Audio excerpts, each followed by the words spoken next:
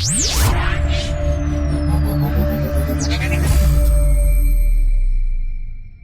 Subhanahu wa taala berfirman kepada Rasulullah, "Fartaqib, tunggulah wahai Muhammad pada hari di mana langit akan dipenuhi dengan asap yang sangat tebal yang akan meliputi manusia, dan inilah azab yang sangat pedih."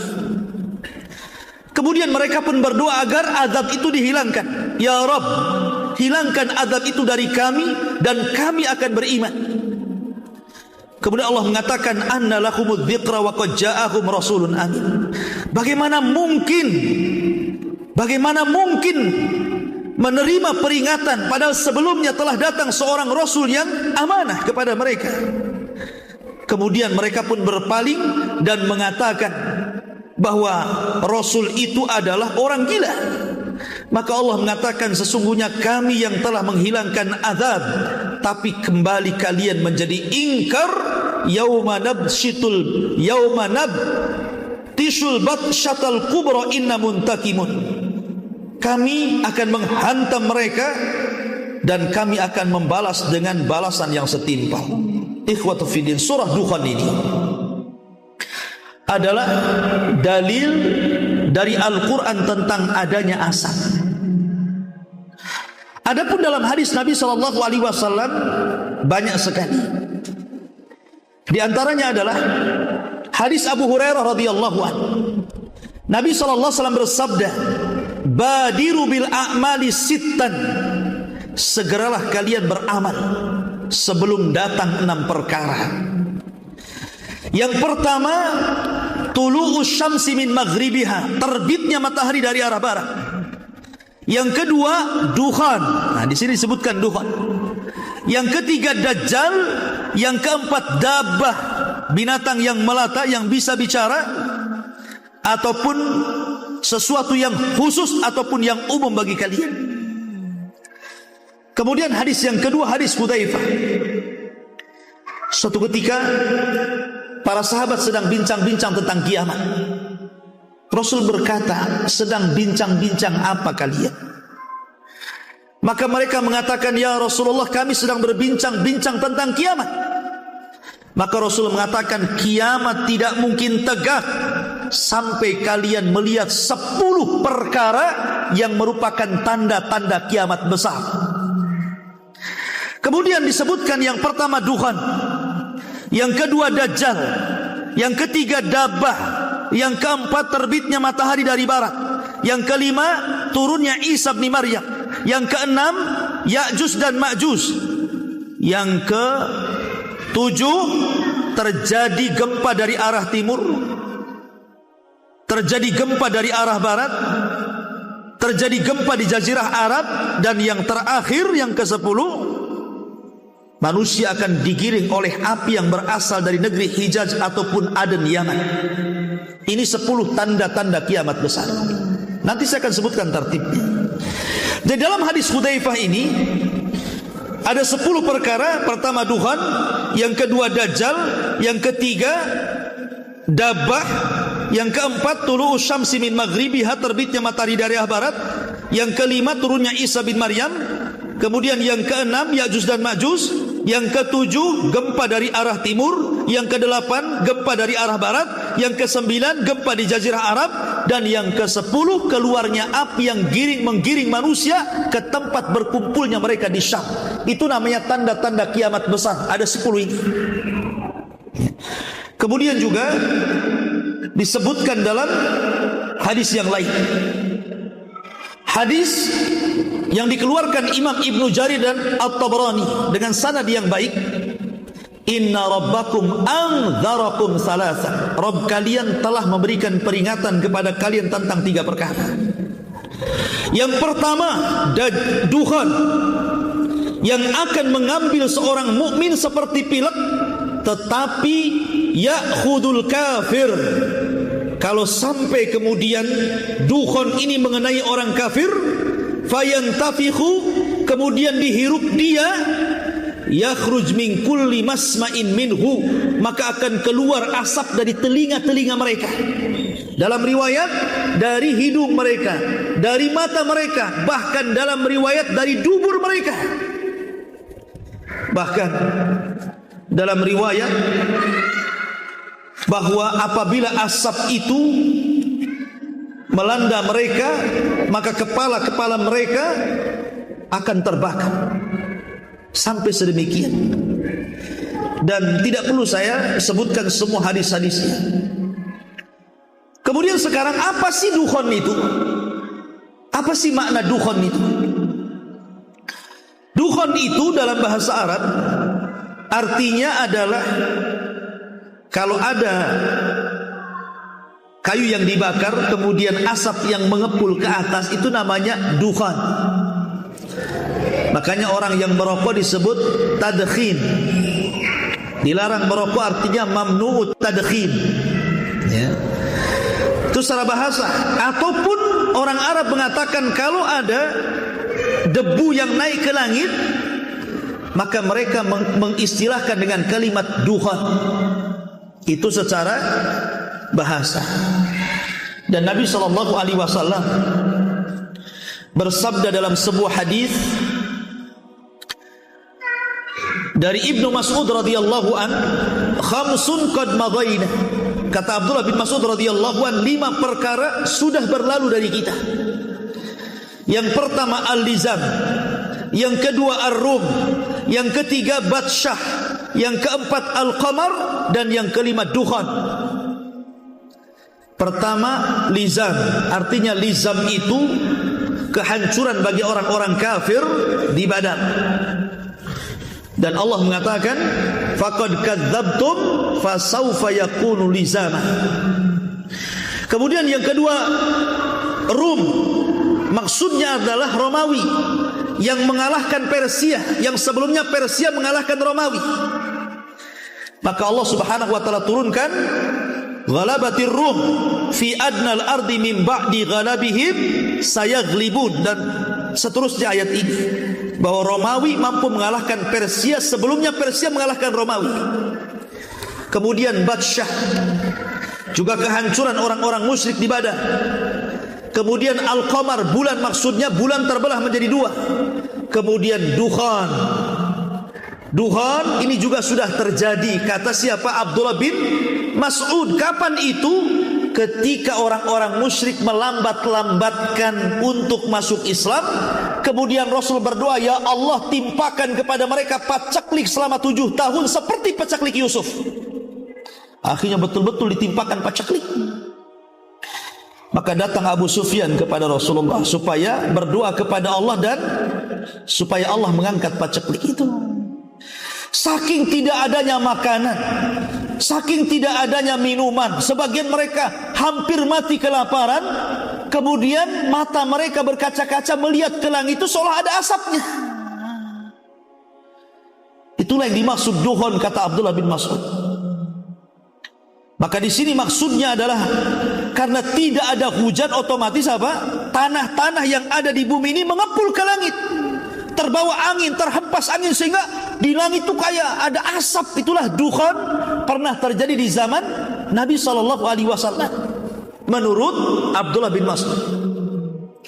Kan nanti ada khilaf tentang masalah ini. Ya, ma'asyiral muslimin yang dimuliakan Allah Azza wa Jalla, intinya bahwa bukan itu yang dimaksud dukhon. Tapi dukhon itu adalah asap yang Allah Subhanahu wa taala ciptakan, asap yang sangat hitam yang akan meliputi satu dunia selama 40 hari. Seorang muslim pun akan pilek dan pusing walaupun sedikit. Tapi orang kafir banyak yang meninggal, tidak tahan dengan sakitnya asap itu. Bayangkan 40 hari asap itu akan turun dan menyelimuti seluruh dunia, masuk ke rumah-rumah, ke kamar-kamar, ke gua-gua, ke gang-gang, sehingga semua orang menghirup dan tidak ada yang tidak menghirup. Jadi sangat mengerikan. Makanya dukhon itu termasuk alamat kiamat besar. Taib. Sebenarnya kalau masalah dukhon, ikhwatu fiddin, riwayat-riwayat dukhon ini banyak diriwayatkan para ulama.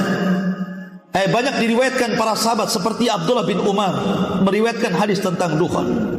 Abdullah bin Mas'ud meriwayatkan tentang hadis dukhan. Abdullah bin Abi Mulaikah, Abdullah bin Abbas, Abu Hurairah, Ali radhiyallahu an, Hudzaifah ibnul Yaman, Abu Sa'id al-Khudri, Abu Malik al-Ash'ari, Wasilah ibn Asqa, dan Hudzaifah ibn Asid al-Ghifari, dan banyak lagi sahabat yang meriwayatkan tentang masalah dukhan ini. Dan kitab-kitab para ulama juga banyak yang membukukan tentang masalah dukhan ini. Seperti Imam Bukhari juga dalam sahihnya menyebutkan tentang hadis-hadis masalah dukhan. Imam Muslim termasuk juga menyebutkan di dalam kitabnya bab tentang Kitabul Fitan wa Asrati Sa'a, itu menyebutkan hadis tentang masalah dukhan. Kemudian juga Musnad Imam Ahmad, Sunan Abi Dawud, Sunan Tirmidzi, Mustadrak Hakim, Mu'jam Tabrani, itu semua termuat hadis-hadis tentang masalah dukhan. Termasuk juga Imam Ibnu Katsir, baik dalam tafsirnya atau dalam kitabnya Bidayah wa Nihayah. Kemudian Imam Tabari dalam tafsirnya, kemudian Ibnu Abi Hatim dalam tafsirnya, kemudian Al-Qurtubi dalam Tadhkirah, kemudian Mubarakfuri dalam Syarah Tirmidzi, dan banyak kitab yang memuat tentang masalah dukhan. Masalahnya, kapan dukhan terjadi? Apakah betul sebagaimana yang digambar-gemborkan bahwa dukhan itu terjadi nanti di Ramadan ini, bentar lagi? Dan apakah memang tartibnya seperti itu? Dukhan, kemudian Dajjal, kemudian turunnya Isa bin Maryam, dan begitu seterusnya. Ikhwan, tidak ada hadis yang menjelaskan tentang tartib. Karena hadis itu redaksi ke redaksi, itu ada yang dimulai dukhan, ada yang dimulai bukan dukhan. Yang dimulai dengan dukhan saja pakai kalimat dzakarah, menyebutkan, artinya Rasul tidak menyebutkan tartibnya seperti itu. Lalu siapa yang menyusun pertama dukhan, kedua Dajjal, ketiga Isa? Siapa? Kok muncul tartib seperti itu? Ini semua kembali kepada ijtihad para ulama. Kalau ijtihad para ulama berarti bisa benar bisa salah. Karena Rasul tidak menyebutkan 1, 2, 3, 4, 5, 1 dukhan. Enggak. Memang ada yang seperti itu, tapi dalam riwayat yang lain tidak disebutkan. Kenapa tidak disebutkan semua riwayat dukhan dulu? Kalau memang dia nomor 1. Ada memang riwayat dukhan pertama, tapi tidak semua riwayat meletakkan dukhan pertama. Ada yang meletakkan Dajjal pertama, ada yang mengatakan tulu'us syamsi min maghribiha pertama, gitu ya. Jadi tidak bisa kita pastikan mana duluan. Tetapi saya akan mengambil pendapat yang paling cantik dalam ini, pendapat Imam Ibnu Hajar. Imam Ibnu Hajar pengarang kitab Fathul Bari, syarah daripada Sahih Al-Bukhari. Siapa yang tidak kenal Al-Hafidh Ibnu Hajar Al-Asqalani, pengarang kitab Bulughul Maram? Banyak karyanya. Apa kata beliau? Tanda-tanda kiamat besar itu terbagi menjadi 3. Tanda-tanda kiamat besar terbagi menjadi 3. Ada tanda-tanda yang menyebar di bumi, ada tanda-tanda yang menyebar di langit, dan ada tanda-tanda yang menunjukkan hanya beberapa langkah kepada terjadinya kiamat besar. Adapun tanda-tanda yang awal, kata beliau, tanda-tanda awal yang akan merubah tatanan bumi. Pertama, keluarnya Dajjal. Kemudian turunnya Isa, kemudian keluarnya Ya'juj dan Ma'juj, kemudian terjadi 3 gempa. Ini kalau 4 perkara muncul, maka akan merubah tatanan bumi. Yang kedua, tanda-tanda yang akan merubah tatanan langit dari tanda-tanda kiamat besar. Pertama, dukhan. Yang kedua, terbitnya matahari dari arah barat. Yang ketiga, keluarnya dabbah, binatang melata yang bisa bicara. Yang ketiga, keluarnya dabbah itu. Ini yang akan merubah tatanan langit. Dan yang terakhir tanda kiamat yang mendekati kepada kiamat besar. Dan itu dimulai dari api yang menggiring umat manusia dari Yaman ke Syam. Nanti manusia akan berkumpul di situ dan Allah kiamatkan.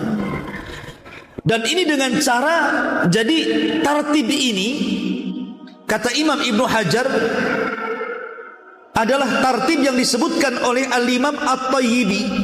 Imam At-Tayyibi ini termasuk ulama hadis, ulama tafsir, ulama bayan, dan dia yang mensyarah kitab Miskatul Masabi, dia juga yang mensyarah kitab Al-Kasyaf, dia juga memiliki khulasah dalam usulul hadis. Memang ulama besar. Dan itu disebutkan oleh Al-Imam Ibnu Hajar rahimahullahu taala. Jadi posisi dukhon itu di tengah, bukan di awal. Jadi kalau kita urut Dajjal dulu, kemudian turunnya Isa, kemudian keluarnya Ya'juj dan Ma'juj, kemudian gempa dari arah barat, gempa dari arah timur, gempa dari jazirah Arab, baru kemudian dukhan. Setelah itu terbitnya matahari dari arah barat. Setelah itu keluar dabah, dan yang terakhir api yang menggiring manusia sampai ke Syam. Begitu tartibnya. Kenapa jadi dukhan dulu? Ini tartib ulama. Lah yang ini saja ijtihad ulama ini. Karena dalam masalah tartib ini ulama sangat dahsyat perselisihannya. Tidak bisa diprediksi ini yang pertama, ini yang kedua, ini yang ketiga. Semua punya prediksi masing-masing, punya tartib masing-masing maksudnya. Jadi jangan kemudian seolah-olah pasti akan terjadi dukhan di tahun 2020. Ya memang ada sebagian orang yang memastikan, ada yang kemudian tidak memastikan. Yang tidak memastikan dari segi bahasa seolah-olah memastikan masalahnya, kan begitu. Ya. Bahasa retorikanya itu seolah-olah memastikan, padahal dia sudah ngomong, ya mudah-mudahan prediksi dia salah. Tapi habis itu kemudian menakut-nakuti manusia. Begini, begitu, begini. Harus kumpulkan kurma 1 tahun, nanti kalau kelaparan kan sudah banyak kurma, katanya. Ikhwatu fiddin, ini perkara gaib. Ya, ini bukan perkara-perkara enteng, ini perkara keyakinan. Ma'asyiral muslimin yang dimuliakan Allah Azza wa Jalla. Adapun tentang masalah perselisihan dukhan, pertama ulama mengatakan bahwa dukhan itu sudah pernah terjadi. Dukhan itu pernah terjadi. Kapan? Di zaman Nabi SAW, dan itu adalah pendapat siapa? Pendapat dari Abdullah bin Mas'ud. Sudah terjadi dukhan itu. Dan pendapat Abdullah bin Mas'ud ini dikuatkan oleh Imam Ibnu Jarir At-Tabari. Dia kuatkan pendapat Ibnu Mas'ud ini, bahwa dukhan sudah terjadi dan tidak mungkin ada lagi. Sebagaimana hadis Nabi SAW, perkataan Abdullah bin Mas'ud yang tadi saya katakan, ada 5 perkara yang sudah berlalu, salah satunya dukhan. Kemudian pendapat yang kedua, dan ini pendapat kebanyakan atau mayoritas para ulama salafan wa khalafan, baik ulama salaf atau ulama yang khalaf yang sekarang. Seperti dahulu Ali bin Abi Thalib, kemudian Abdullah bin Abbas, kemudian Abu Sa'id Al-Khudri, dan ini juga dikuatkan oleh Al-Hafidh Ibnu Katsir. Abdullah bin Umar juga berpendapat seperti ini. Ya, dukhan itu kata mereka, annad dukhan huwa minal ayatil muntadharah allati lam ta'ti ba'd. Dukhan itu adalah tanda-tanda dari tanda-tanda kiamat besar yang belum terjadi. Kapan terjadinya? Nanti sebelum matahari terbit dari arah barat, bukan dari permulaan. Ya. Ini pendapat yang kedua. Pendapat yang ketiga menggabungkan 2 pendapat ini, bahwa dukhan itu ada 2. Ada dukhan yang sudah terjadi di zaman Rasul, dan ada dukhan yang merupakan tanda-tanda kiamat, dan itu akan terjadi nanti dan ini adalah pendapat An-Nawawi, kemudian Imam Qurtubi dalam tafsirnya, dan juga At-Tabari juga menguatkan pendapat ini. At-Tabari punya dua kata-kata. Dia menguatkan pendapat Abdullah bin Mas'ud dan juga dia menguatkan pendapat ini. Ma'asyiral muslimin yang dimuliakan, tetapi yang rajih wallahu a'lam, bahwa dukhan itu belum terjadi. Kali ini maksud tanda-tanda kiamat besar belum terjadi. Baik, kita akan bercerita tentang tartib dari tanda-tanda kiamat. Pertama, tanda-tanda kiamat dimulai dari munculnya Dajjal. Tidak ada satupun nabi melainkan pasti akan memperingatkan umatnya akan kemunculan Dajjal. Karena fitnah Dajjal ini fitnah yang bukan fitnah biasa, tapi fitnah luar biasa. Memfitnah setiap agama manusia. Awalnya mengaku nabi dan akhirnya mengaku Tuhan. Dan sebagian besar manusia menjadi pengikut Dajjal, terutama kaum wanita. Bagaimana tidak? Sebelum kedatangan Dajjal akan terjadi 3 tahun kekeringan. Langit ditahan sepertiganya, bumi pun ditahan sepertiganya tidak tumbuh.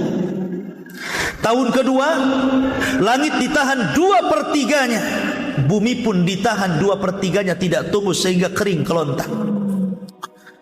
Kemudian yang ketiga, tahun ketiga, seluruh langit ditahan dan bumi pun ditahan, semuanya tidak tumbuh. Manusia kelaparan. Disitulah Dajjal muncul. Kemudian Dajjal akan datang kepada sebuah perkampungan yang sudah hancur ekonominya, sudah tidak bisa lagi ditanami kebun dan ladangnya, tidak ada makanan yang akan dimakannya. Kata Dajjal, kalau kalian beriman kepada aku suburkan tanah kalian, ku gemukkan hewan-hewan kalian, ku berikan kalian pembendaharaan yang ada dalam bumi. Mau apa? Emas, perak, jamrud. Gimana orang tidak kufur saat seperti itu? Jangankan saat-saat seperti itu, ada gempa tsunami saja, datang orang Nasrani, datang orang yang hendak memurtadkan orang, hanya diberikan 1 karung beras, 1 pakaian, suruh murtad mau kadang-kadang. Ini jelas-jelas ini kondisinya kan begitu ya. Ia pasti akan menyangka Dajjal itu Tuhan. Kata Dajjal hujan, hujan. Kata Dajjal tumbuh, tumbuh. Kata Dajjal keluar emas, keluar emas. Nah, kan itu. Kalian ingin berjumpa dengan bapak dan ibu kalian yang sudah meninggal? Dajjal tinggal mengatakan kepada kuburannya, hiduplah kalian. Hidup tuh bapak kita, ibu kita, saudara kita, anak kita yang kita cintai.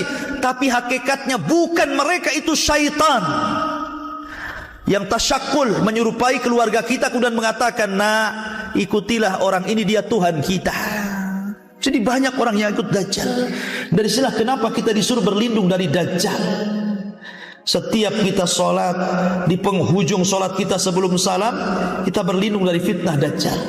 Setiap hari Jumat kita disuruh membaca awal atau akhir 10 surah Al-Kahfi dalam rangka perlindungan Dajjal. Jadi Nabi SAW sudah mengatakan fitnah ini besar. Kata Rasul, kalau aku hidup ku bunuh Dajjal, tapi kalau seandainya aku meninggal, kalian yang akan melawan Dajjal, dan kalian tidak akan sanggup. Karena Dajjal tidak bisa mati kecuali seorang nabi yang membunuhnya, Isa bin Maryam. Kemudian Dajjal berhasil mengalahkan Imam Mahdi, sehingga Imam Mahdi harus tinggal di Bukit Tur dan para prajuritnya yang bersembunyi. Ketika kemudian tidak ada jalan lain kecuali harus jihad, mati syahid atau hidup mulia, maka ketika menjelang subuh turunlah Isa bin Maryam. Tugasnya Isa itu yang pertama kali membunuh Dajjal. Selama 40 tahun dia akan tinggal di bumi. Lain dengan Imam Mahdi 7 tahun saja. Tugas pertama membunuh Dajjal. Baru ada tugas yang lainnya, membunuh babi, mematahkan salib, dan akan memimpin kaum muslimin, dan akan memasukkan Islam sebagian ahli kitab. Wa in min ahlil kitab illa la yu'minanna bihi qabla mautihi. Dan sebagian ahli kitab itu akan beriman kepada Islam sebelum kematian Isa. Dan Isa akan memimpin kaum muslimin setelah meninggalnya Imam Mahdi. Ketika di zaman Isa inilah, belum lagi Isa wafat, Allah kemudian hancurkan benteng yang dibangun oleh Dzulqarnain. Di balik benteng itu ada dua kabilah besar. Satu kabilah Ya'juj dan yang kedua kabilah Ma'juj. Jumlah mereka banyak. Satu di antara kita 999 dari mereka. Banyak. Kata Rasul, kaum ini tidak bisa diperangi dan tidak bisa dibunuh, saking banyaknya. Sehingga kemudian banyak orang-orang yang di luar rasnya dibantai, dibunuh dan dimakan. Kanibal. Sampai merasa bahwa dia sudah membunuh di luar rasnya, tidak ada satupun hidup. Orang-orang yang hidup di bumi, dia sombong kemudian menatap langit dan mengatakan, qatalna man fil ardi sanaqtuluhu man fis sama. Kami sudah membunuh semua orang yang ada di bumi, kau juga ya yang di langit kami akan bunuh juga, katanya. Maka mereka mengarahkan tombak, panah, lembing, dilempar. Wa makaru makran wa makarna makran wallahu khairul makirin. Mereka hendak membuat makar, Allah pun buat makar. Panah mereka disedot sampai tidak kelihatan di balik awan. Kemudian dikembalikan lagi seolah-olah ujungnya sudah berlumuran darah. Pada Allah sengaja membuat itu, tidak ada orang yang mati. Maksudnya tidak ada makhluk yang mati di langit. Tapi mereka makin sombong, seolah-olah sudah membinasakan orang yang di langit.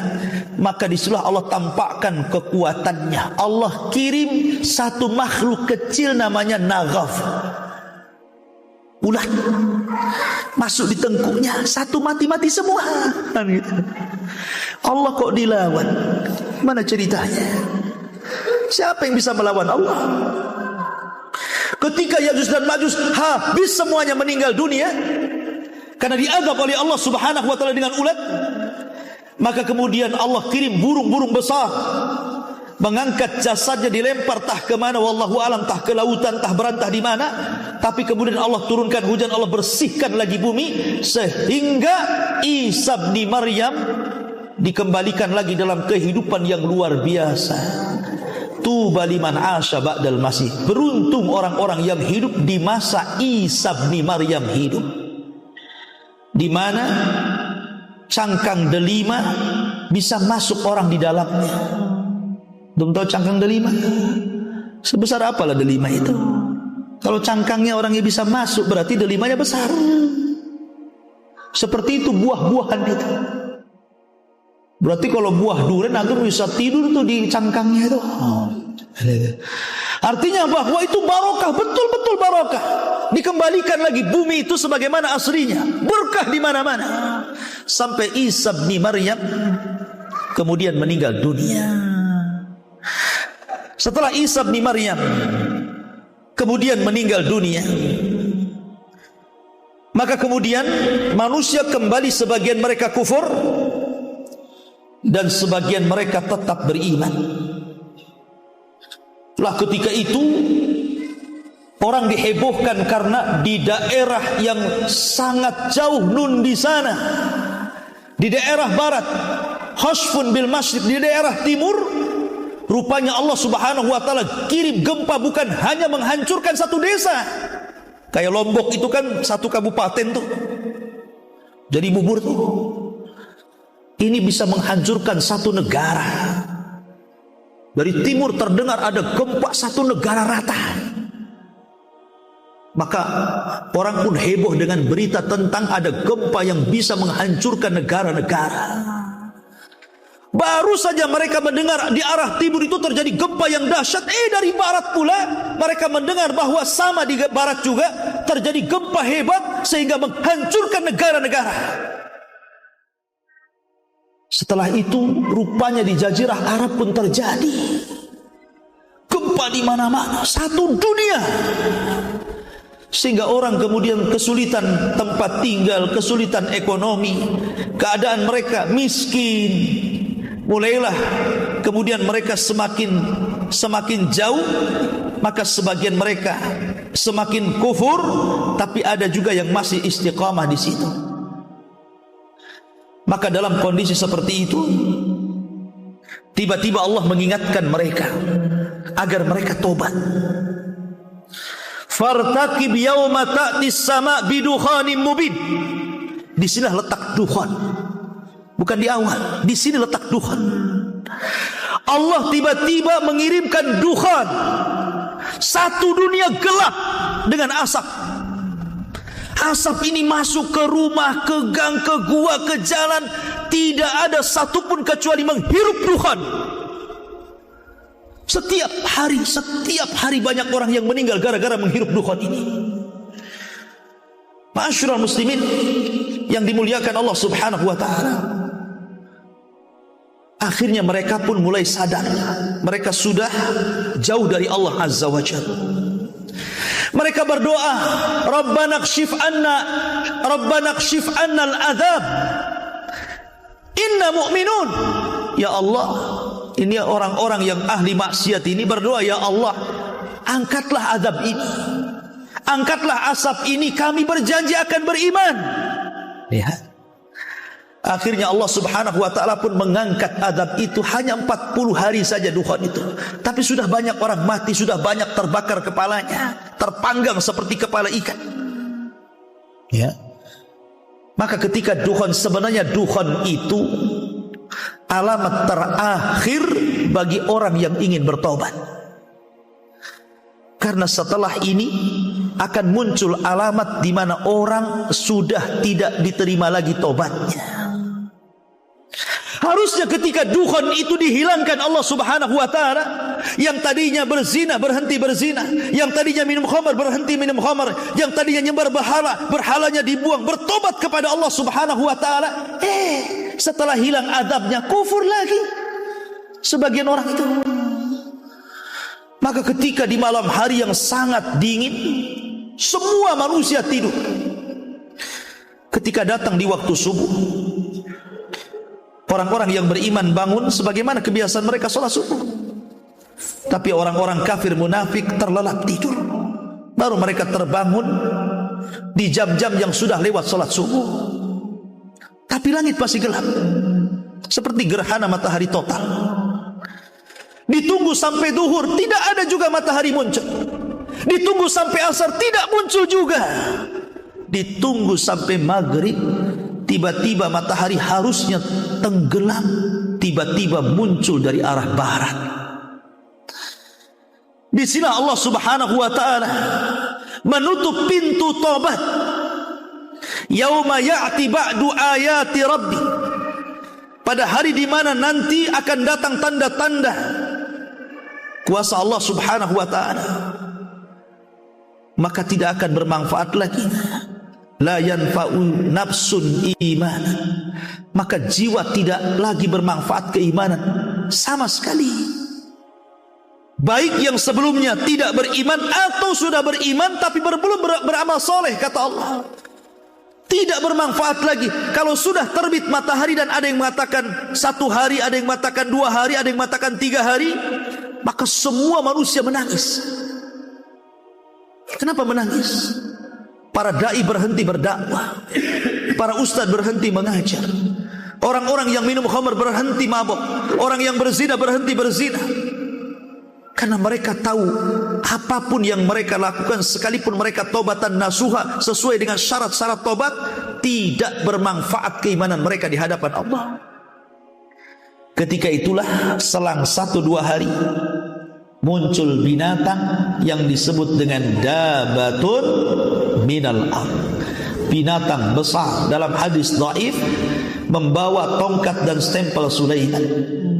Tongkat Nabi Musa dan stempel Sulaiman. Kalau tongkat Nabi Musa dipukulkan kepada orang kafir, di hidungnya gosong dia.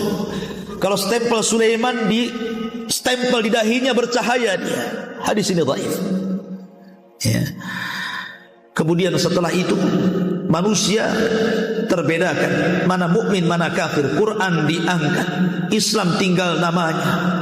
Tidak ada yang mengenal syariat Islam, tidak sholat, tidak zakat. mereka mengucapkan la ilaha illallah pun karena mendengar bapak moyang mereka mengucapkan kalimat itu. Ketika sudah tidak ada salat, tidak ada haji, tidak ada apa-apa, apa yang diharapkan di dunia ini? Maka setelah itu apa yang terjadi? Maka tiba-tiba Allah kirim api dari arah Aden atau Hijaz, yang kalau di malam hari api terdiam, tapi di siang hari api itu menggiring sampai manusia tepat berdiri semua di padang yang disebut dengan Syam. Syam, negeri di mana manusia akan berkumpul di situ. Ketika itulah Rasul mengatakan la taqumus sa'ah illa ala syiraril khalqi. Tidak tegak hari kiamat kecuali akan ditimpakan kepada manusia yang paling buruk. Karena sebelum ini terjadi Allah akan kirimkan angin.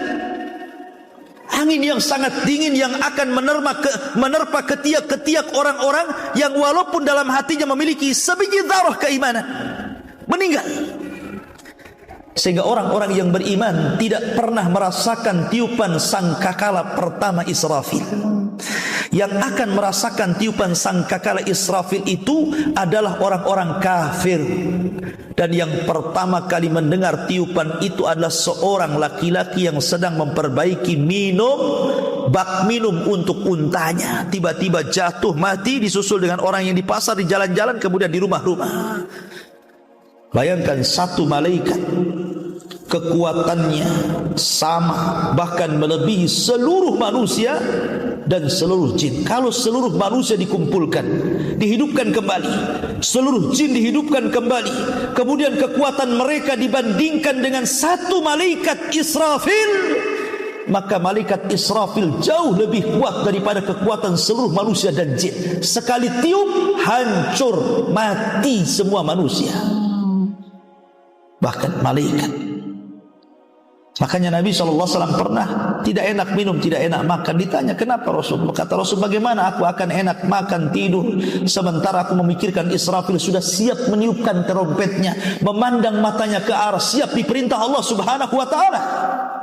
Al-qari'atu mal-qari'ah wa ma adraka mal-qari'ah yauma yakunun nasu kal farashil mabsus. Dan itu masuk pada kiamat. Intinya bahwa tidak benar kalau dukhon itu akan terjadi di bulan Ramadan ini. Wallahu a'lam. Karena jelas hadisnya juga maudhu, palsu. Kemudian tartib ulama juga, ada yang mengatakan di awal, ada yang mengatakan di tengah, ada yang mengatakan di akhir. Wallahu a'lam. Ini ijtihad para ulama. Sehingga kita tidak bisa memastikan bahwa tahun ini akan terjadi dukhon yang maha dahsyat. Hati-hati, hati-hati. Persiapkan. Ya betul, kita harus persiapan. Karena kiamat bagi kita itu bukan menunggu kiamat besar, bukan, tapi kematian. Kata Nabi SAW, idza mata ahadukum faqad qamat qiyamatuh. Kalau seandainya meninggal salah seorang di antara kalian, berarti tegaklah kiamat untuk kalian. Jadi kita mempersiapkan bukan untuk kiamat besar, bukan, tapi untuk kematian kita. Wa ma tadri nafsum bi ayyi ardin tamut. Kita tidak tahu meninggal di mana, tapi kematian sebuah kepastian. Idza jaa ajaluhu la yastakhiruna sa'atan wa la yastaqdimun. Kalau ajal datang, tidak akan nunggu-nunggu. Ya. Dan setiap orang mati berarti tegaklah kiamatnya. Karena kita tahu kita akan mati, itulah makanya kita persiapan. Makanya Rasul mengatakan al-kayyisu man dana nafsa wa amila lima ba'dal maut. Orang yang cerdas itu adalah orang yang introspeksi diri dan mempersiapkan bekal untuk sebelum kematian. Itu orang cerdas namanya. Ya. Bukan sibuk kita kumpulkan makanan untuk makan 1 tahun. Kita kumpulkan uang-uang kalian pakai emas, kita kumpulkan 1 tahun, nanti nggak ada uang lagi. Bukan. Persiapan kita ini adalah takwa. Wa tazawwadu fa inna khaira zadit taqwa. Persiapkanlah, dan sebaik-baik persiapanlah takwa Allah azza wa jalla. Ini yang kita siapkan, takwa ini. Karena belum tentu Ya, karena ada saja ya, nanti ini diupload di YouTube nanti macam-macam tuh komennya. Ya. Macam-macam kan. Seolah-olah kalau yang mungkin mengatakan tahun ini akan terjadi kiamat, ketika kita ngomong begini seolah-olah kita ini enggak percaya dengan kiamat. Tidak, kita percaya kiamat. Siapa yang tidak percaya kiamat? Cuman kan kiamat ini rahasia Allah. Tidak tahu, Jibril aja tidak tahu kok. Ya. Kemudian mereka mengatakan bahwa ini sebentar lagi akan kiamat, karena tanda-tanda kiamat besarnya ini sudah insya Allah tahun ini akan muncul nih. Dan itu karena apa? Berawal dari memprediksi umur umat manusia atau kaum muslimin itu dari 1500 tahun, supaya sama angkanya, maka kemudian diurut dari sekarang. Kalau tidak nanti akan lewat dari 1500 tahun kan? Ya, jadi harus pas dengan angkanya itu. Masalahnya kalau terjadi kan mengkhawatirkan, ya kita bertobat kepada Allah. Kalau enggak terjadi, sementara dia sudah berkuar-kuar ke sana kemari membawakan hadis-hadis maudhu umpamanya, maka kita semua yakin percaya bahwa kiamat akan datang. Bahkan kita persiapan itu untuk kiamat kita sendiri, yaitu kematian. Dan itu pasti. Ya, terkadang saling menghujat di komen itu, tidak perlu saling menghujat. Kita masing-masing belajar, masing-masing beramal. Ya, perbanyak belajar. Karena biasanya yang komen itu kan karena kurang ilmu, hanya terpengaruh model semangat tak tentu pasal, kata orang Melayu. Tahu semangat tak tentu pasal itu? Semangat itu harus dibarengi dengan ilmu. Ya, jadi semua ada pembahasan dari para ulama, sehingga tidak bisa kemudian merasa bahwa kiamat ini pasti terjadi. Ya, bisa terjadi, bisa tidak. Itu rahasia Allah Subhanahu wa ta'ala. Bahasan tentang khuruju dabbah, keluarnya binatang dari perut bumi yang akan berbicara kepada seluruh manusia. Tidak ada satupun manusia kecuali akan diajak bicara oleh binatang ini. Dan fitnatud dabbah ini, ataupun fitnah binatang yang melata, yang bisa bicara dan memberikan tanda kepada mukmin dan kafir, ini tanda-tanda alamat yang berbeda dengan tanda-tanda alamat sebelumnya. Karena tanda-tanda ini sangat asing sekali. Kalau kita melihat Dajjal, maka Dajjal jelas turunan dari Bani Adam, yang Allah Subhanahu wa ta'ala berikan kemampuan yang tidak diberikan kepada yang lainnya. Begitu juga tentang Ya'juj dan Ma'juj. Mereka adalah turunan Bani Adam, turunan daripada Yafis ibn Nuh, dan mereka tidak mungkin masuk baik ke Mekah, ke Madinah, ataupun Baitul Maqdis. Tapi binatang ini bukan dari keturunan Bani Adam, dan dia bisa masuk ke Mekah, bahkan juga keluarnya dari Mekah atau dekat dengan Mekah, dan juga dia bisa masuk ke Madinah, bahkan ke Baitul Maqdis. Sehingga alamah kiamat yang kita akan jelaskan ini lebih aneh daripada alamah sebelumnya. Tapi ini bukan dongeng, ini kenyataan yang akan berlaku di akhir zaman. Ma'asyiral muslimin rahimani wa rahimakumullah, sebelum kejadian ini, kita tahu bahwa Allah Subhanahu wa ta'ala mengingatkan manusia dengan datangnya dukhan. Dukhan adalah asap yang hitam yang tebal dan masuk kepada seluruh rumah-rumah manusia, masuk ke gang-gang kota, masuk ke desa-desa. Bahkan Allah Subhanahu wa ta'ala mengatakan, fartaqib yauma ta'tis sama bidukhanim mubin. Allah menyebutkan bahwa kelak akan ada dukhan, walaupun sebagian para sahabat khilaf. Menurut Abdullah bin Mas'ud radhiyallahu an, dukhan ini pernah terjadi kepada orang-orang Quraisy. Tapi pendapat beliau dibantah oleh pendapat Ali bin Abi Thalib radhiyallahu an, bahwa dukhan itu maksudnya alamah min alamatis sa'ah. Satu dari tanda-tanda dekatnya hari kiamat. Yaghshan nas, hadza adzabun alim. Seluruh manusia akan pingsan karena ini azab yang sangat pedih sekali. Ketika itu manusia diberikan kesempatan untuk bertobat kepada Allah Azza wa Jalla. Allah memberikan kesempatan manusia untuk kembali kepada Allah. Tapi rupanya sama sekali tidak berpengaruh dukhon itu kepada kesadaran orang-orang. Ma'asyiral muslimin rahimani wa rahimakumullah. Kita tahu bahwa setelah Nabi Isa bin Maryam meninggal dunia, maka manusia di atas puncak kehebatan, kesuburan, kenyamanan. Manusia kaya di mana-mana. Tumbuhan tumbuh di mana-mana, buah-buahan di mana-mana, binatang ternak di mana-mana. Sehingga Nabi SAW mengatakan, tuba liman aish ba'dal masih. Beruntung orang-orang yang hidup setelah Al-Masih Ibn Maryam, karena mereka hidup luar biasa. Sampai pada waktu ketika mereka tertidur, tidur pulas. Kemudian datanglah waktu subuh, seluruh manusia bangun. Orang-orang yang beriman sebagaimana aktivitas mereka melaksanakan sholat subuh. Mereka berangkat dari rumah-rumah mereka ke masjid.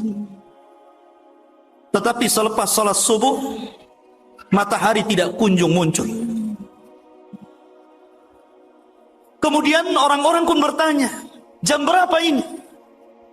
Maka orang-orang menjawab, ini sudah siang, sudah pun duhur, tapi matahari tetap gelap.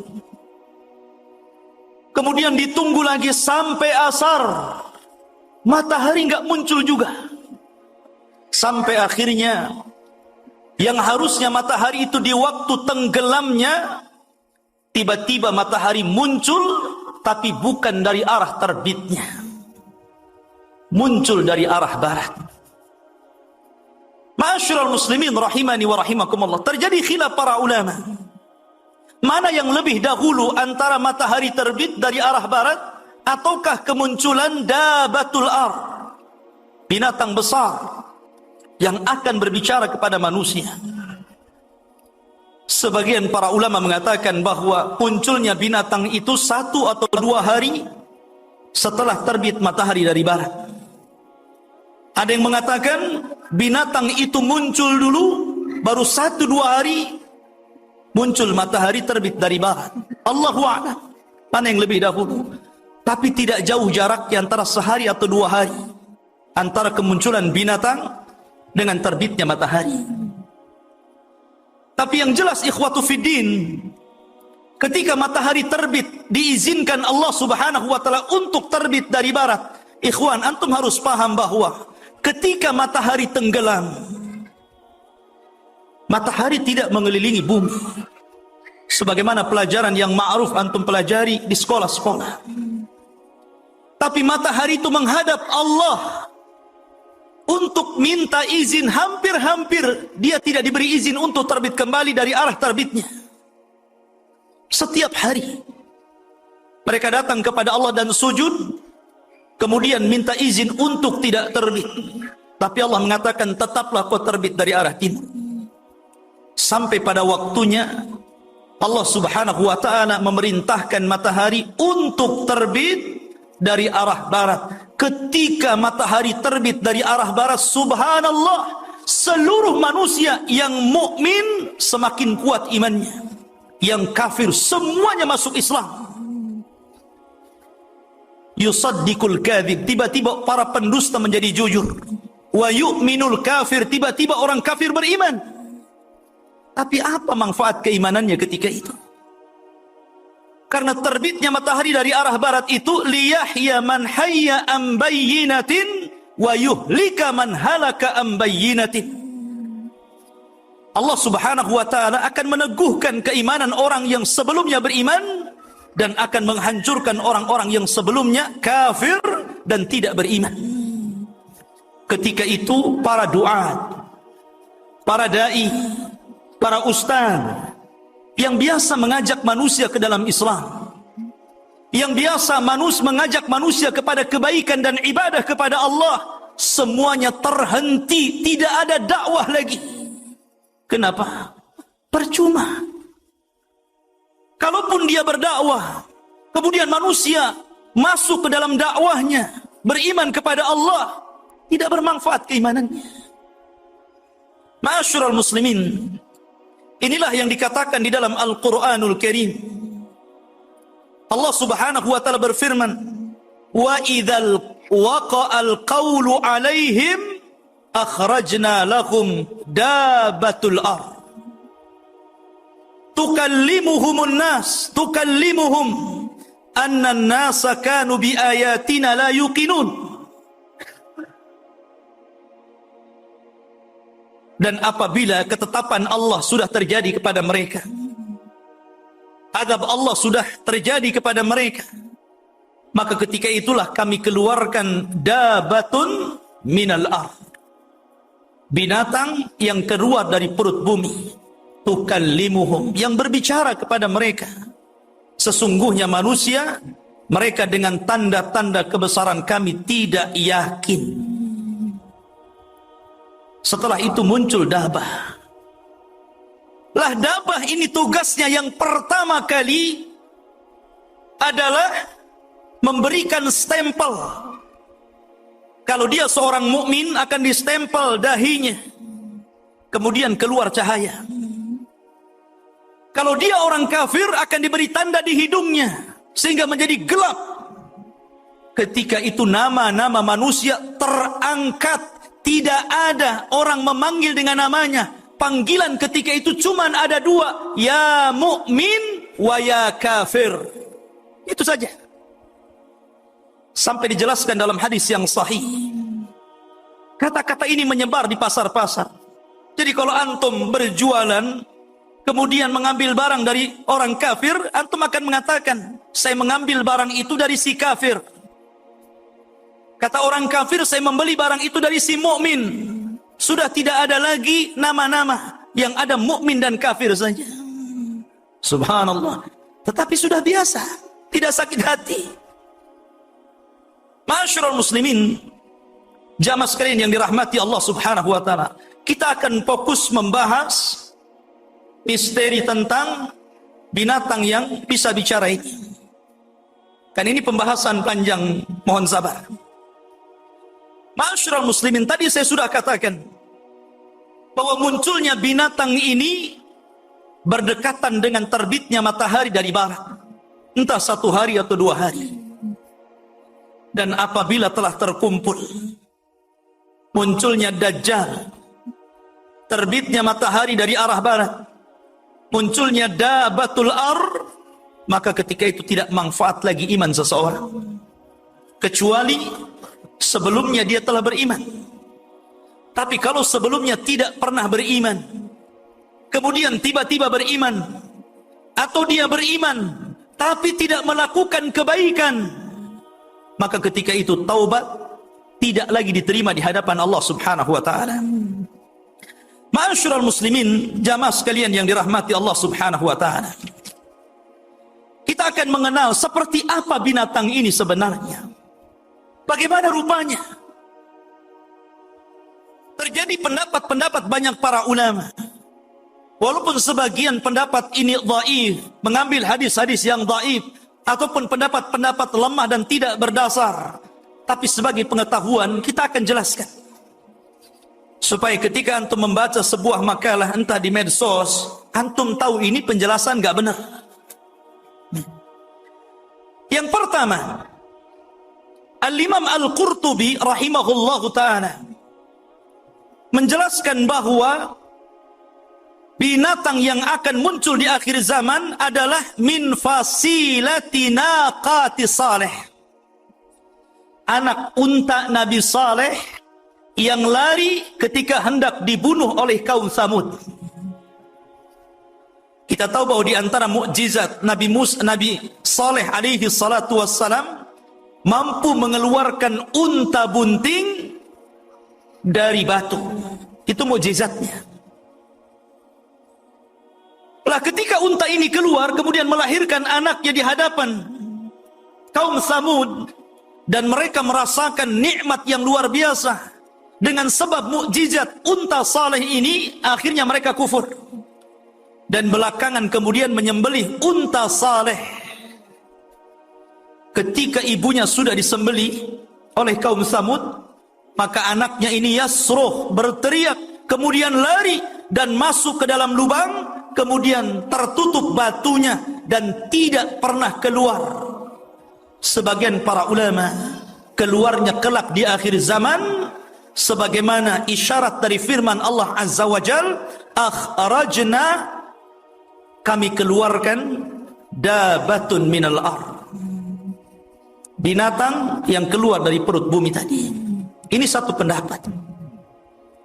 Pendapat yang lain, bahwa binatang yang bisa bicara adalah jassasah.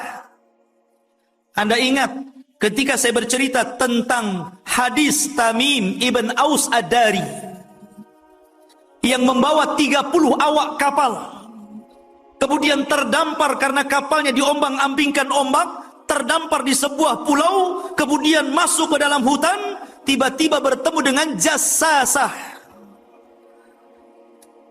Jassasah adalah binatang yang tidak tahu mana depan mana belakang, berbulu semuanya dari atas sampai ke bawah, dan bisa bicara, tapi hanya berdialog sekali dengan Tamim Ad-Dari. Karena kemudian jassasah ini mengisyaratkan supaya Tamim dan rombongannya menemui seseorang yang di Borgol, yang belakangan kata Nabi SAW, innahu dajjal, orang yang kau temui itu wahai Tamim adalah Dajjal. Maka yang dimaksud binatang yang bicara itu adalah jassasah yang pernah ditemui oleh sahabat Tamim ibn Aus Ad-Dari. Kemudian pendapat yang ketiga, bahwa binatang itu adalah ular yang pernah menghalang-halangi orang-orang Quraisy ketika hendak merobohkan Ka'bah dan membangunnya kembali. Karena kita tahu ketika Nabi SAW berusia remaja belasan tahun, terjadi banjir.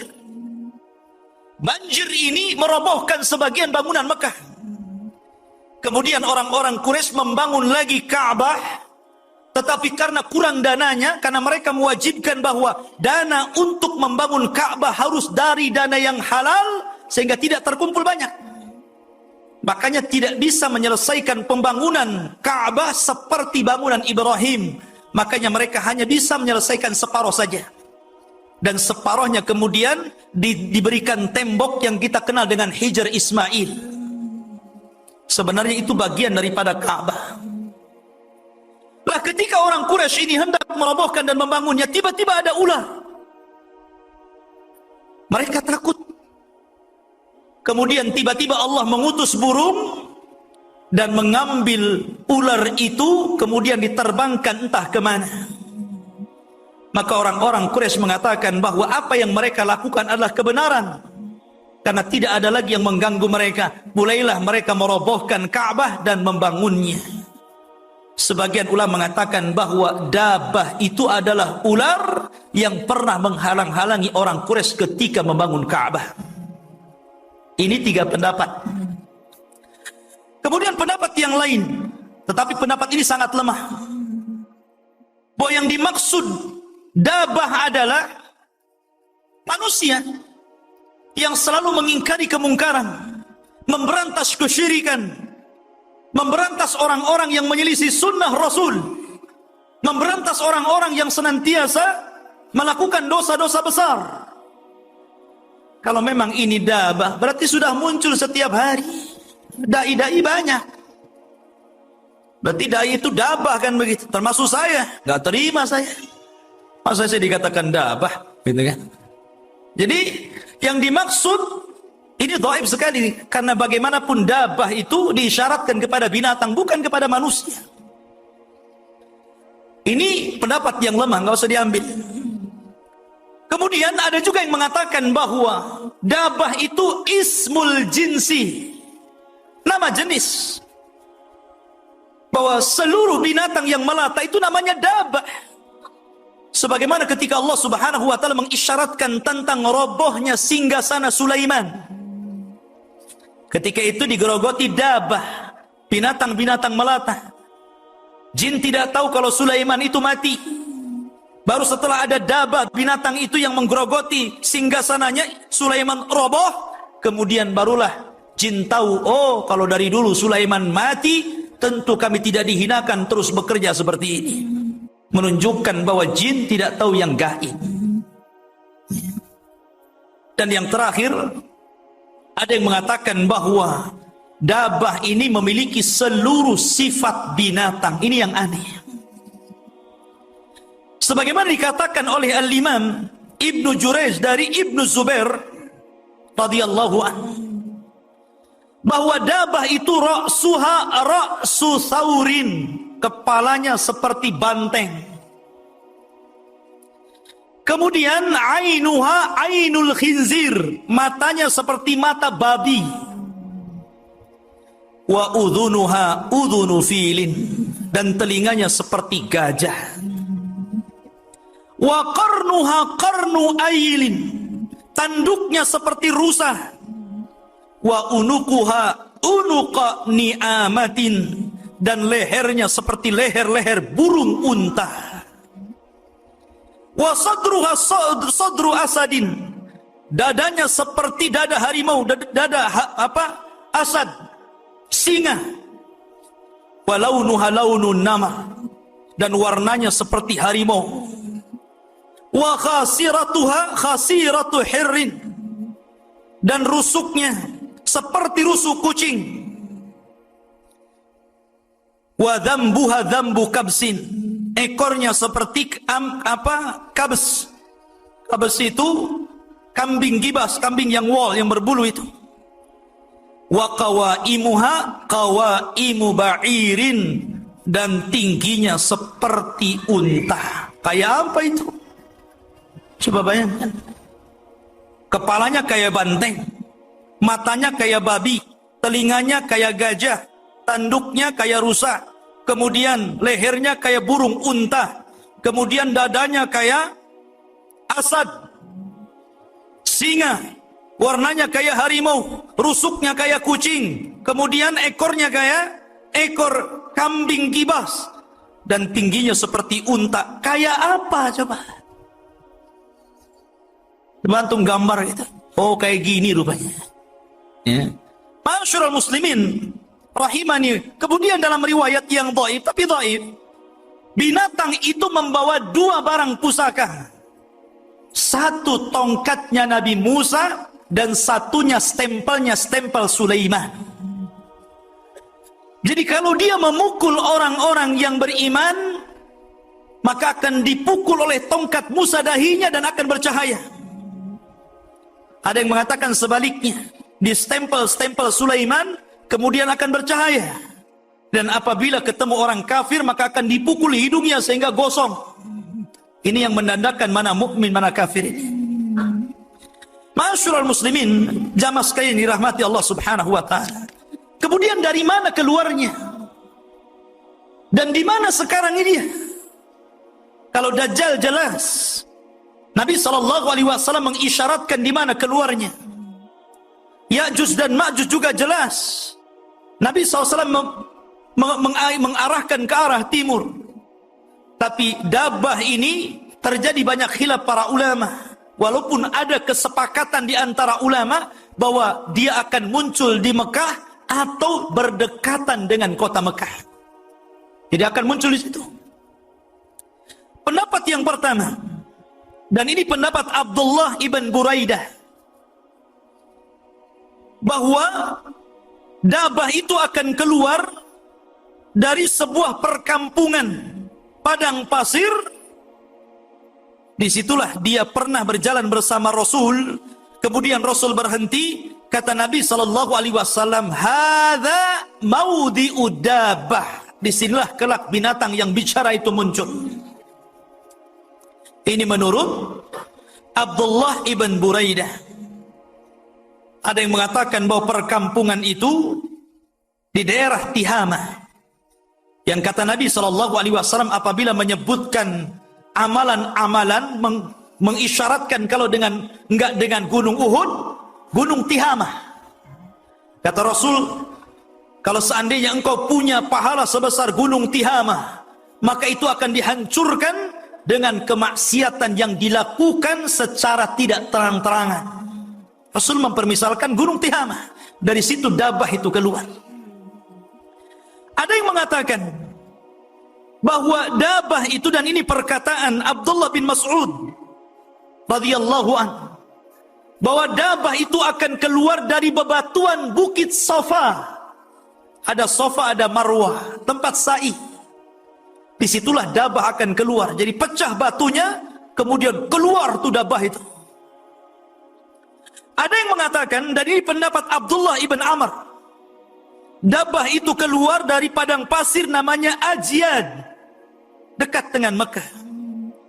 Bahkan dia pernah mengatakan, saking yakinnya bahwa dabah akan keluar dari situ, karena di situ ada tumpukan-tumpukan cadas dan batu, dia mengatakan, kalau saya tahu binatang itu ada di sini, ku congkel dengan kayu supaya dia keluar sehingga nampak mana mukmin mana kafir.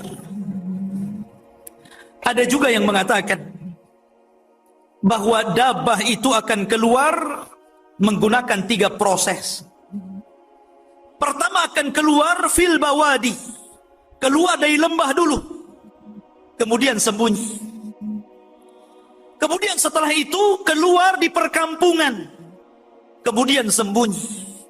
Baru kemudian dia menampakkan di Masjidil Haram. Barulah manusia lari, ketakutan. Tetapi dabah ini akan mengejar seluruh manusia. Tidak ada satupun manusia yang lolos dari dabah ini. Tapi dabah ini enggak membunuh. Dabah ini hanya sekedar memberikan cap stempel saja, kafir, mukmin, itu saja tugas. Kemudian bicara. Dia tidak membunuh seperti Dajjal. Dia tidak sadis seperti Ya'juj dan Ma'juj.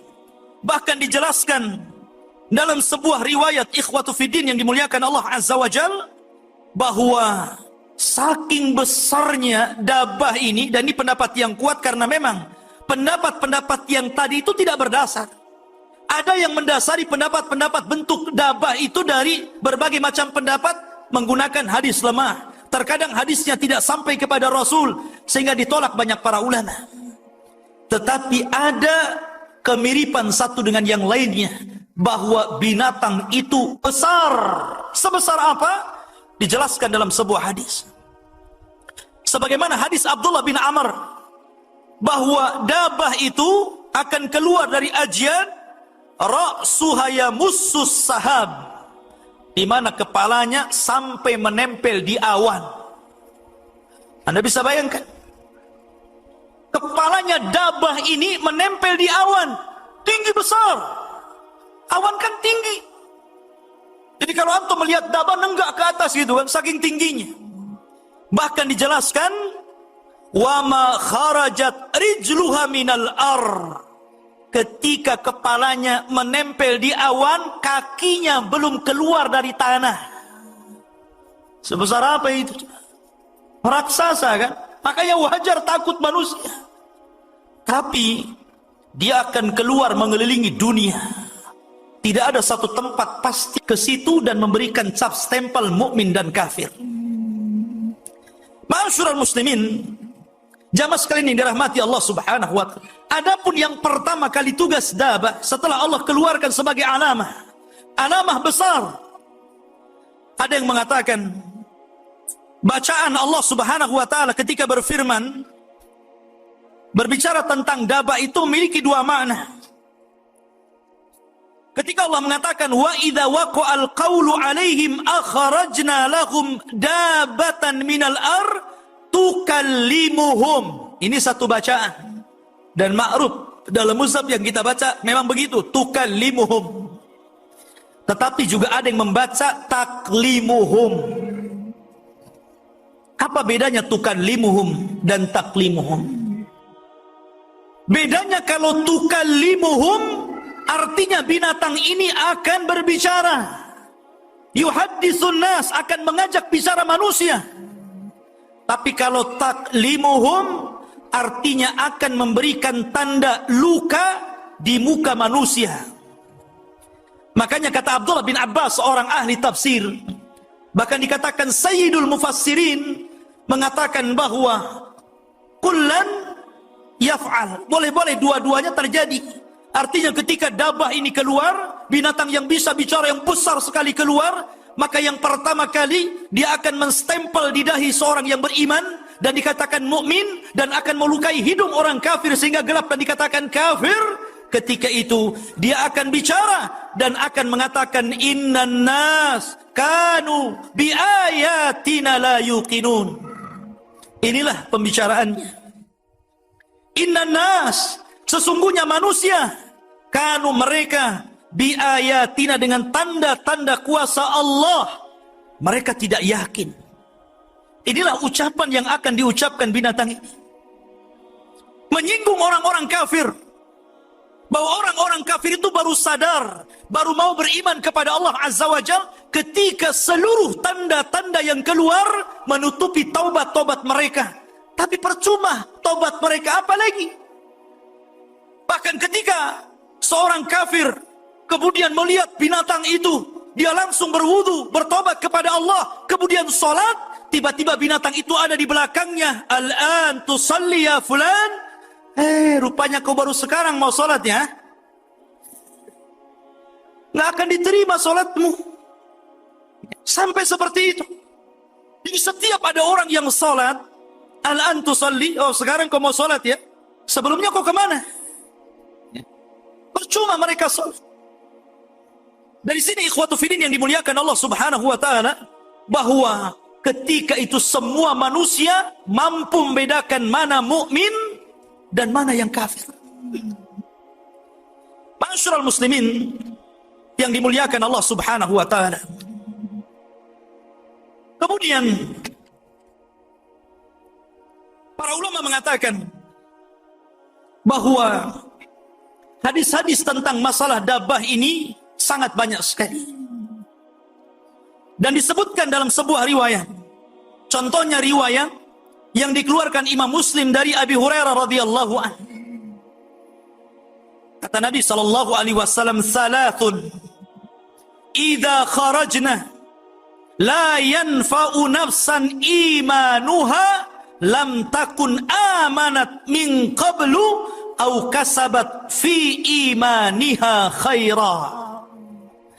Kata Nabi sallallahu alaihi wasallam, 3 perkara kalau keluar dan tiga-tiganya keluar semua, maka tidak akan bermanfaat lagi orang yang beriman kalau sebelumnya dia tidak beriman. Atau orang yang beriman dan tidak melakukan kebaikan, tidak bermanfaat lagi amalan mereka. Kata Nabi SAW, tulu'us syamsi min maghribiha, ketika munculnya matahari dari arah barat. Wad-dajjal, munculnya dajjal. Wadabatul ardi, munculnya binatang besar setinggi awan dan akan mengajak bicara manusia-manusia di zaman itu. Apabila 3 perkara terkumpul, maka keimanan seseorang tidak lagi bermanfaat.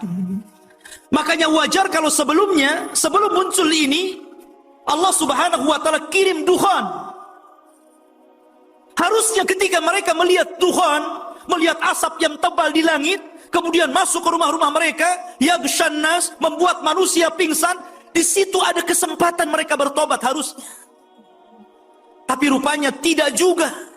Mereka tetap kufur kepada Allah Subhanahu wa ta'ala. Baru setelah terbit matahari dari barat, seluruhnya menangis, yang mukmin seluruhnya mukmin, yang mukmin semakin kuat keimanannya, dan yang kafir menjadi mukmin, tapi apa manfaatnya? Nggak ada lagi.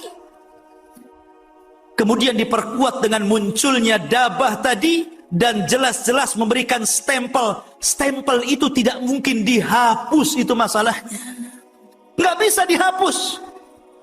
Sehingga ketika tidak bisa dihapus itulah, maka tidak bisa seorang mukmin berubah menjadi kafir, orang kafir berubah menjadi muslim. Makanya dalam riwayat, liyahya man hayya am bayyinatin wa yuhlika man halaka am bayyinah. Supaya lebih keistiqomahan orang-orang yang beriman makin beriman, tapi hancurlah orang-orang yang sebelumnya kufur atau beriman dan sebelumnya tidak beramal saleh. Maka ketika itu Nabi SAW mengatakan, badiru bil a'mal. Kata Nabi SAW, badiru bil a'mal. Bersegeralah kalian melakukan amal saleh sebelum datang 10 tanda kiamat besar. Dalam riwayat 6 tanda kiamat besar. Kemudian Rasul menyebutkan salah satunya khurujud dabbah, keluarnya binatang yang bicara ini. Ma'asyiral muslimin rahimani wa rahimakumullah. Kemudian Allah mengisyaratkan dalam Al-Quran surah Al-An'am ayat 158. Allah mengatakan, hal yang durun illa an ta'tiyahumul malaikatu aw ya'tiya rabbuka aw ya'tiya ba'du ayati rabbika yauma ya'ti ba'du ayati rabbika la yanfa'u nafsan imanuha lam takun amanat min qablu aw kasabat fi imaniha khaira. Hampir semakna dengan hadis Abu Hurairah yang saya baca tadi. La yanfa'u nafsan imanuha, imannya tidak bermanfaat lagi. Lam takun amanat min qablu, kalau sebelumnya tidak beriman. Au kasabat fi imaniha khair, ataupun beriman tapi tidak pernah beramal saleh. Kata Rasul, badiru bil a'mal. Bersegeralah kalian beramal. Padahal ikhwan, di zaman Nabi SAW ada seorang kakek-kakek datang kepada Rasul. Seluruh dosa sudah dilakukan dia. Namanya kalau sudah kakek itu kan pengalaman dosanya lebih banyak dibandingkan anak muda. Karena sudah kakek kan gitu. Waktu berbuat dosanya itu panjang. Sehingga dia datang kepada Rasul dan mengatakan, ya Muhammad, inni fa'altu dzamban 'aziman law wuzi'at ala ahli al-ardi la ahlakathum. Ya Muhammad, aku sudah banyak melakukan dosa. Tidak ada satupun dosa kecuali aku lakukan. Kalaulah dosaku dibagi-bagi ini kepada seluruh penduduk negeri, hancur negeri itu. Saking banyaknya. Menggunakan kalimat yang berlebihan. Kemudian dia mengatakan kepada Rasul, ya Muhammad, afi dinika minat taubah. Apakah dalam agamamu ada taubat? Apakah orang seperti saya yang sudah banyak melakukan dosa ada kesempatan untuk bertobat ya Muhammad? Maka Nabi SAW mengatakan, fahal taslam, tahukah engkau masuk Islam? Maka kemudian dia mengatakan, ya, kalau memang dalam agamamu ada tobat, saya siap mengucapkan asyhadu an la ilaha illallah wa asyhadu anna Muhammadar Rasulullah. Maka kemudian dia masuk Islam. Ketika itu Nabi SAW tersenyum dan mengatakan, Allahu Akbar, baddalakallahu as-sayyi'atul hasanat. Allahu Akbar, Allah telah menggantikan keburukan-keburukan kamu dengan banyaknya kebaikan. Maka dia pun bertakbir, Allahu Akbar, Allahu Akbar, Allahu Akbar. Karena ketika itu kesempatan tobat masih ada, masih diterima tobatnya. Walaupun dia banyak dosanya, tapi ketika itu ada kesempatan bertobat masalahnya. Maka kemudian kakek ini dihadiahi Allah dengan sorga. Bahkan di zaman Nabi SAW ada orang yang sama sekali tidak pernah sujud walaupun satu kali, tidak pernah ruku walaupun satu kali, tetapi dia bisa masuk sorga dan mendapatkan sorga yang paling tinggi, fi firdausil a'la. Apa ceritanya?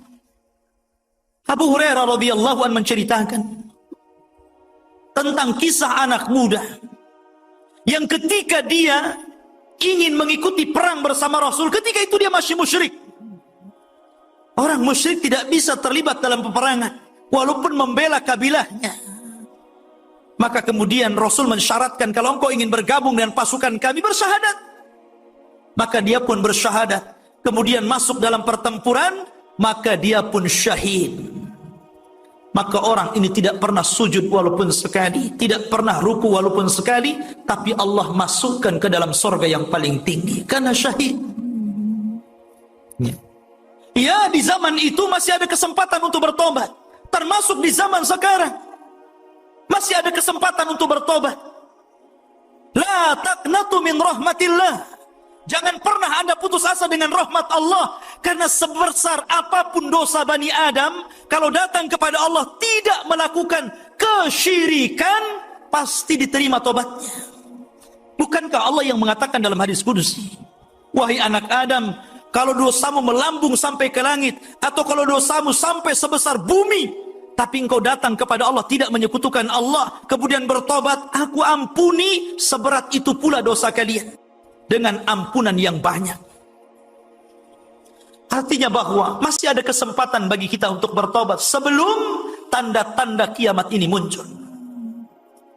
Karena ketika itu ikhwatu fiddin, ketika semua sudah dicap anta mu'min, anta kafir, kemudian orang hanya itu yang disebut-sebut, baik tetangganya mukmin ataupun kafir, mereka memanggil dengan mukmin kafir itu saja, maka kondisi manusia semakin lama semakin buruk.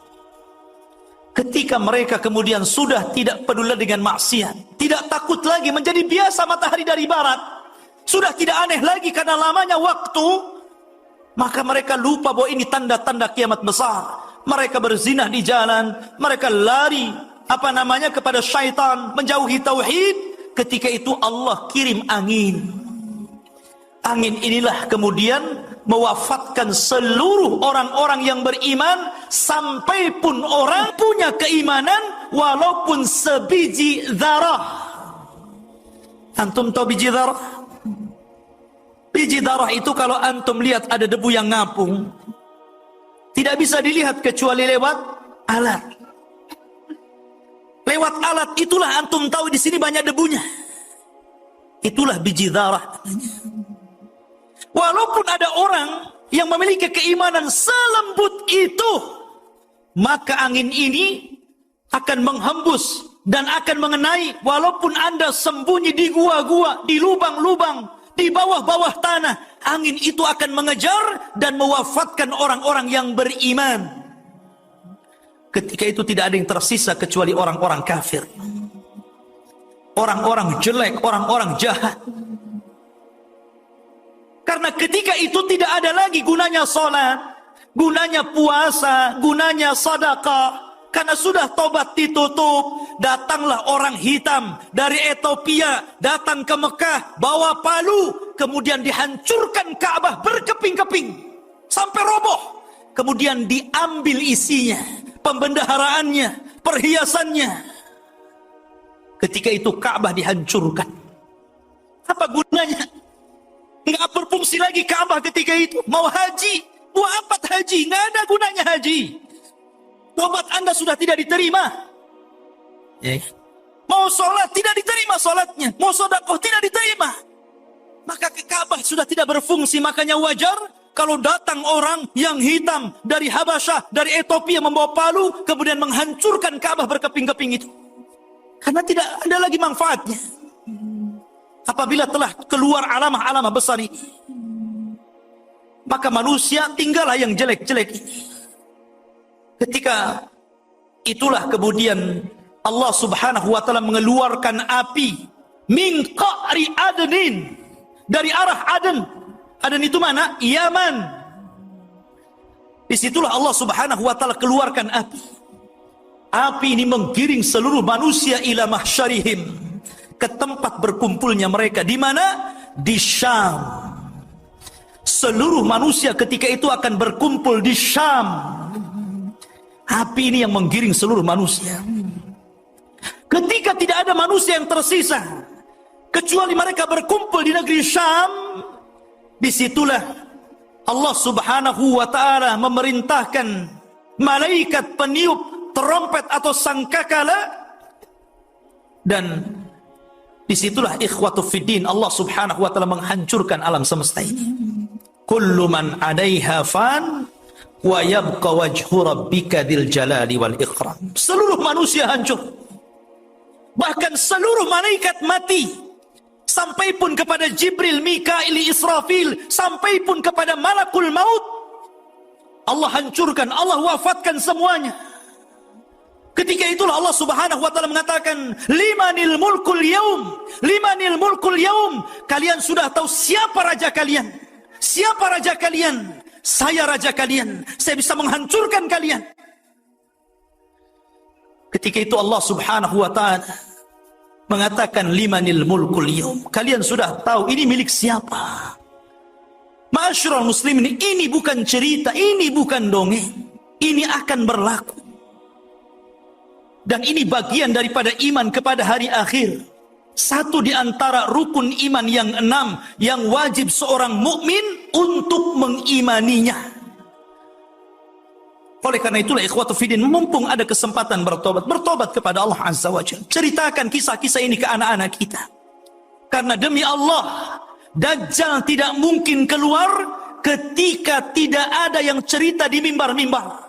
Ketika tidak ada yang mengajarkan di tempat-tempat majelis ilmu, ketika manusia sudah lupa menyebut-nyebutnya, makanya ada kata-kata Dajjal tidak mungkin keluar illa fi khiffatin minal ilmi.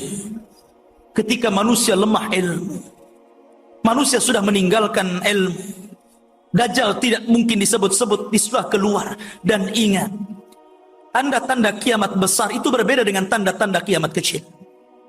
Kalau tanda kiamat kecil itu lama keluarnya. Tapi kalau tanda-tanda kiamat besar, sebagaimana hadis yang sahih, kalau sudah satu keluar, maka akan tataba, yang lainnya akan mengikut, terus mengikut, sampai Allah kiamatkan seluruh alam semesta ini. Jadi akan tasalsul terus-terusan. Ya. Makanya ikhwatu fiddin, jangan kira kemudian kita merasa, Dajjal kan masih lama, Isa al-Masih masih lama. Kata siapa? Bukankah tanda-tanda alamat ini dirahasiakan Allah Subhanahu wa taala? Kalau Allah berkehendak, tinggal merangkai 2 kata, kaf, nun, kun. Selesai. Kun, fayakun. Dengan kaf dan nun terjadi. Ma'asyiral muslimin rahimani wa rahimakumullah. Maka banyak kesempatan. Makanya kenapa Nabi SAW mengatakan badiru bil a'mal fitanan. Segera beramal. Kalau sudah banyak fitnah nih, hari ini sudah banyak fitnah. Kita lihat fitnah di mana-mana. Apa yang disabdakan Rasul, akan terjadi peperangan di Yaman, sudah terjadi. Akan terjadi peperangan di Irak, sudah terjadi. Akan terjadi peperangan di Syam, sudah terjadi. Ini sudah terjadi banyak sekali. Karena tanda-tanda kiamat itu ada yang berkaitan dengan langit. Dan itu sudah terjadi. Waqtarabatis sa'atu wansyaqqal qamar. Di zaman Rasul pernah terjadi. Ketika bulan terbelah menjadi 2. Kemudian gempa di bumi. Kata Nabi SAW akan terjadi salasu khasfun bil masyrik, wa khasfun bil maghrib, wa khasfun bi jaziratil Arab. Akan terjadi gempa dari arah timur barat dan jazirah Arab. Gempa-gempa kecil itu sudah terjadi. Di negeri kita saja banyak gempa. Kemudian ada tanda-tanda yang berkaitan dengan ashas, perorangan. Munculnya Dajjal, munculnya Imam Mahdi. Ada yang berkaitan dengan kaum munculnya Ya'juj dan Ma'juj. Tapi beruntun tuh. Makanya sering saya katakan, kalau antum jujur melihat di medsos, apa yang disabdakan Rasul 14 abad lebih yang silam itu menjadi sebuah kenyataan, satu muncul itu. Kata Nabi SAW akan banyak pembunuhan. Sekarang sudah banyak pembunuhan. Akan dihalalkan sutra. Sekarang sutra sudah dihalalkan. Akan apa yang haram jadi halal. Orang yang kemudian mencari rezeki tidak peduli halal dan haram. Sekarang sudah banyak di mana-mana. Apalagi yang ditunggu? Ya mungkin generasi kita masih bisa kembali ke dalam hak, ke dalam sunnah, kembali kepada Al-Quran. Tapi apakah bisa menjamin generasi setelah kita sama dengan kita? Minimalnya ikhwatu fiddin, ku anfusakum wa ahlikum nara. Itu minimalnya. Jaga diri kalian dan keluarga kalian. Karena ketika manusia dibangkitkan, Allah katakan, wa akhrajatil ardu athqalaha. Ketika bumi mengeluarkan beban-beban beratnya, mengeluarkan jiwa-jiwa yang dikubur kemudian dibangkitkan kembali. Ketika itu manusia ketika bangkit, mereka akan dibangkitkan ashtatan liyurau a'malahum, dengan berbagai macam bentuk. Mereka lari ke sana, yang sana lari ke sini, yang sana lari ke sini, bertabrak sana dengan sini. Itu pertama kali dibangkitkan, ikhwah. Orang kebingungan, orang kafir mengatakan, malaha, ada apa ini? Tapi orang-orang yang beriman mengatakan, hadza ma wa'adakum rabbukum. Inilah yang dijanjikan Allah kepada kalian. Kalian sudah mengingkari hari berbangkit, inilah hari berbangkit. Tapi orang-orang yang beriman, walladzina amanu wattaba'athum dzurriyyatuhum biimanin alhaqna bihim dzurriyyatahum.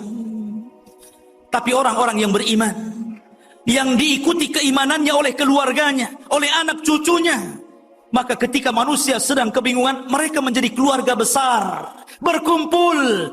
Minimalnya ketika kita berkumpul dengan keluarga yang sama-sama beriman, ketika hari kita dibangkitkan, kita merasa tenang.